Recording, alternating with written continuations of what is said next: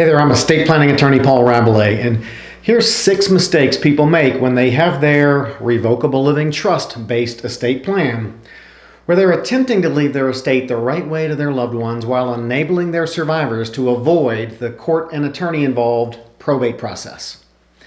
Mistake number 1. This is the mistake you hear many people talk about.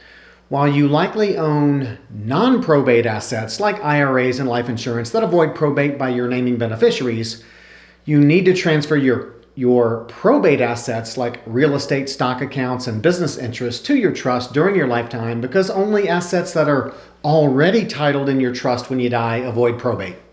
This retitling process is called funding your trust. And if after you form your trust, you open new accounts or acquire new properties, open those accounts or acquire those properties in the name of your trust. Mistake number 2. Get the trustee designations right. It's likely that decades will pass between the time that you create your trust and the time that you pass away.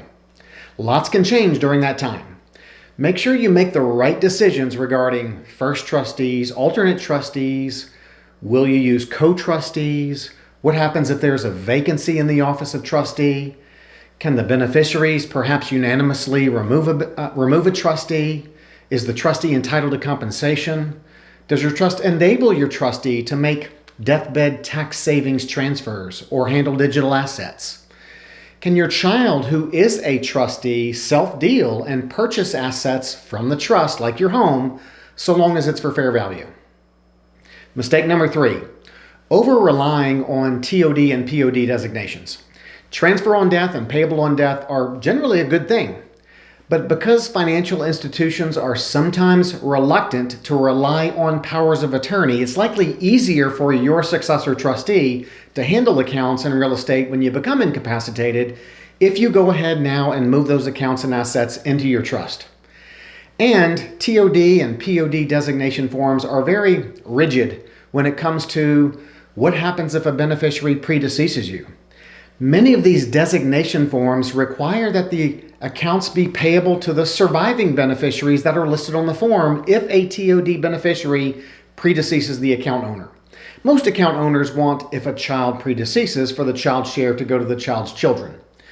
Bottom line on TOD and POD, transfer on death and payable on death designations, is that many people name their trust as the beneficiary on that POD or TOD designation.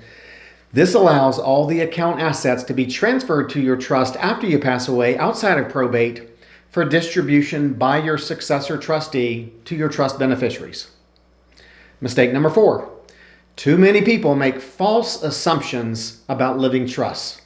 Common false assumptions that people make include the trust needs a tax identification number, or the trust excludes assets from the estate for federal estate tax purposes, or the trust assets are not countable resources for long-term care Medicaid eligibility if you reside in a nursing home, or the trust assets are exempt from your future creditors, and some people falsely assume that they avoid probate simply by having a last will and testament. All of these assumptions are false. Mistake number 5, failing to document the trust assets.